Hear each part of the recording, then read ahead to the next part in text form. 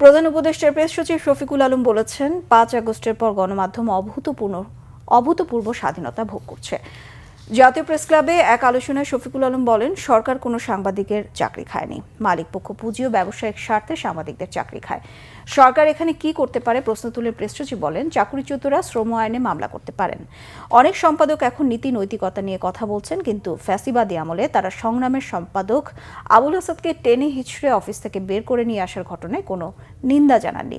১৬৮ জনের accreditation card বাতিল ভুল ছিল জানিয়ে তিনি বলেন, সাংবাদিকদের অ্যাক্রেডিটেশন দেয়া হবে। ২৬৬ জন সাংবাদিকের বিরুদ্ধে হত্যা মামলা প্রসঙ্গে তিনি বলেন, কেউ মামলা করলে সরকারের ঠেকানো অসম্ভব। ফ্যাসিবাদের দোষী সাংবাদিকদের ভুল স্বীকার করে ক্ষমা চাওয়ার কথাও জানান তিনি।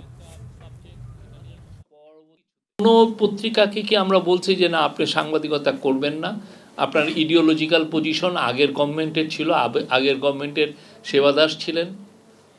আমরা কোনো জার্নালিস্টের চাকরি খাচ্ছি? শুনেছেন কোথাও যে কাউকে গভর্নমেন্ট বলেছে যে চাকরিটা খেতে? অথচ ওই সময় একদিনের নোটিশে আমার দেশ বন্ধ করে দেওয়া হয়েছে, দিগন্ত টিভি বন্ধ করে দেওয়া হয়েছে, ইসলামী টিভি বন্ধ করে দেওয়া হয়েছে। কি যেন দিনকাল যায় অবস্থায় ছিল, শেষের দিকে এসে বন্ধ করে দিয়েছে।